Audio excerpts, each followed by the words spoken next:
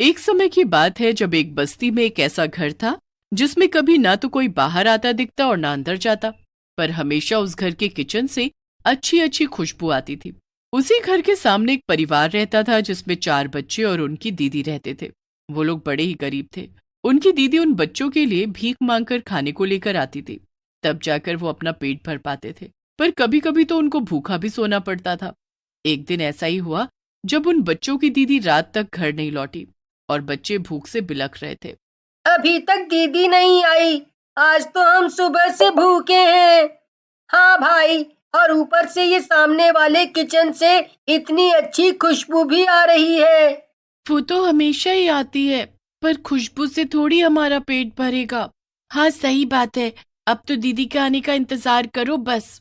एक काम करता हूँ, सामने जाकर एक बार आज जाकर देख ही आता हूँ कि आखिर इस घर में कौन है जो कभी दिखता तो है नहीं, पर खुशबू इतनी अच्छी आती रहती है। आखिर वहाँ कौन बनाता है इस सामने वाली किचन में। चल पागल है क्या, चुपचाप यहीं रह। क्या पता कोई खड़ूस औरत रहती हो और तुमको भगा दे। भगा दिया तो भगा दिया, क्या फर्क पड़ता है।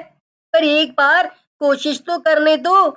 सोचो, अगर उन्होंने कुछ खाने को दे दिया तो दीदी तो हमेशा वही रोटी सब्जी देती है।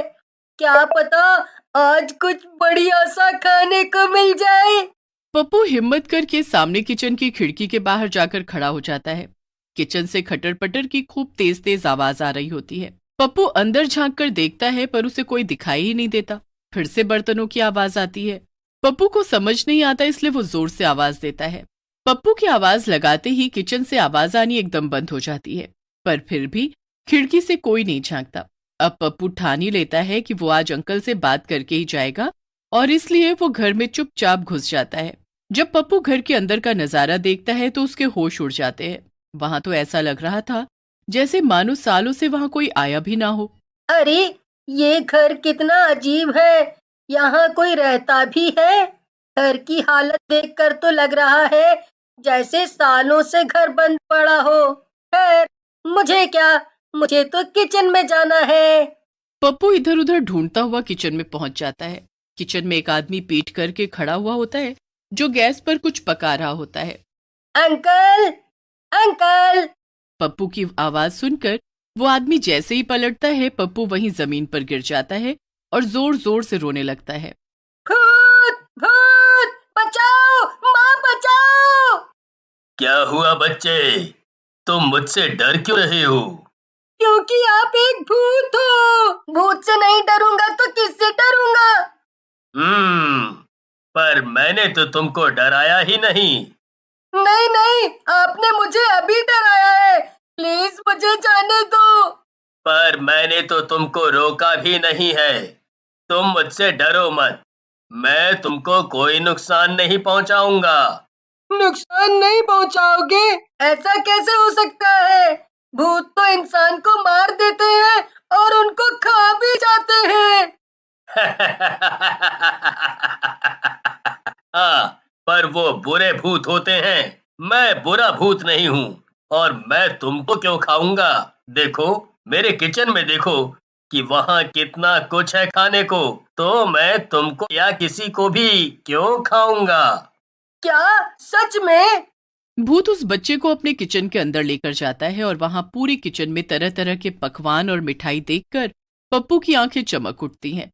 वाह, यहाँ तो बहुत कुछ है। मेरे तो मुंह में पानी आ रहा है।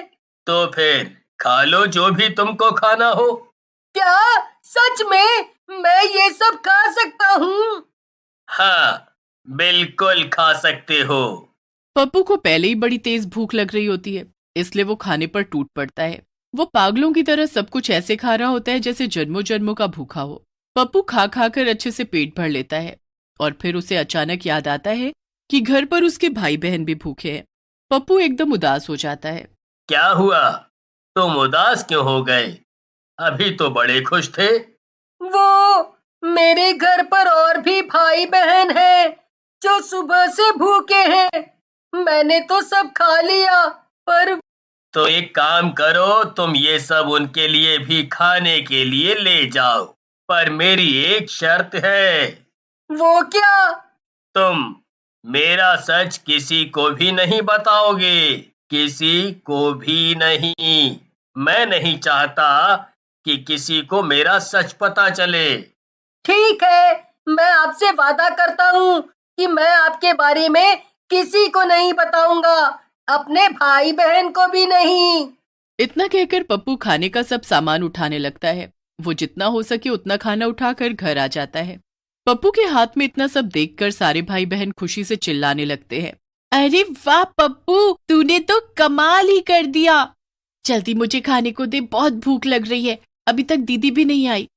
सारे बच्चे खाने पर टूट पड़ते हैं, भरपेट खाना खाते हैं। एक बात बता पप्पू, उन अंकल ने तुझे ये सब खाने को कैसे दे दिया? अरे वो अंकल ना बहुत ही अच्छे हैं। वो पहले मुझे किचन में ले गए और फिर वहां ये सब देखकर मैं तो हैरान रह गया। फिर उनको जैसे ही मैंने बताया कि मैं सुबह से भूखा हूँ, तो उन्होंने मुझे बड़े प्यार से बोला कि जो खाना है खा लो। अरे वाह, इतने अच्छे अंकल हमारे घर के सामने रहते हैं और हम कभी उनसे मिल भी नहीं पाए। चलो हम उनको थैंक यू बोलकर आते हैं। नहीं नहीं, बिल्कुल नहीं, वहां कोई मत जाना, समझे? अरे पर क्यों? वो अंकल कोई जरूरी काम कर रहे हैं, उनको गुस्सा आ गया तो फिर दोबारा कभी ये सब खाने को नहीं देंगे। नहीं नहीं, फिर वहां कोई नहीं जाएगा। अब बहुत रात में बच्चों की बड़ी दीदी घर आती है और घर में इतना सब देखकर बड़ी हैरान होती है। फिर पप्पू उनको सारी कहानी सुनाता है। दीदी बड़ी खुश हो जाती है और वो भी मजे से खाना खाती है। अब अगले दिन जब बच्चों की दीदी फिर से भीख मांगने जा रही होती है तो पप्पू उनको रोक लेता है। अरे भीख नहीं मांगूंगी तो तुम सबका पेट कैसे भरेगा? पप्पू इतनी जिद करता है कि उसकी दीदी उस दिन कहीं नहीं जाती और घर ही रुक जाती है।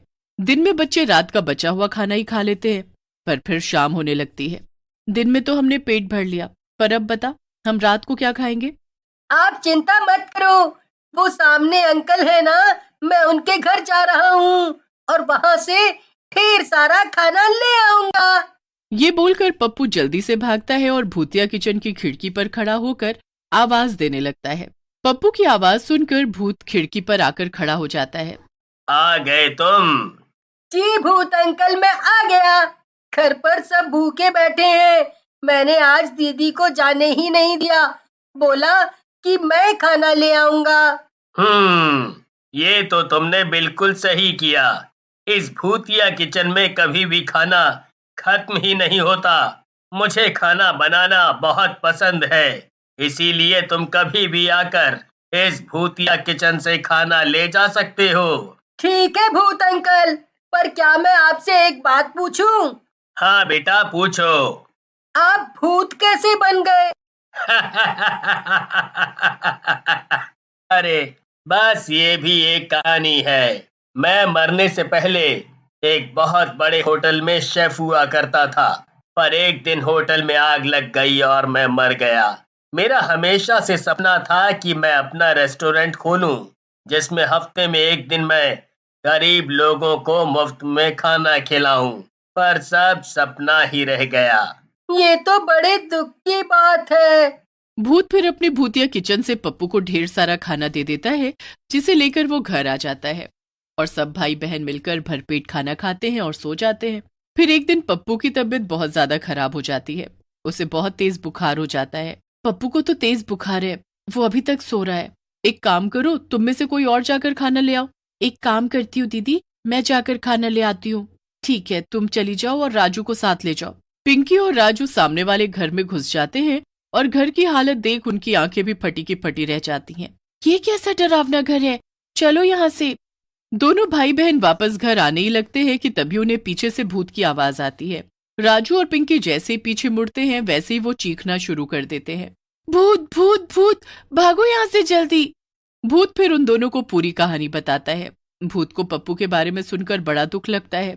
वो उन बच्चों की मदद करने की सोचता है और फिर सब बच्चों को उसी घर में बुलाता है। पहले सब बच्चे डरते हैं, पर उन्हें समझ आ जाता है कि वो भूत उनकी मदद करना चाहता है।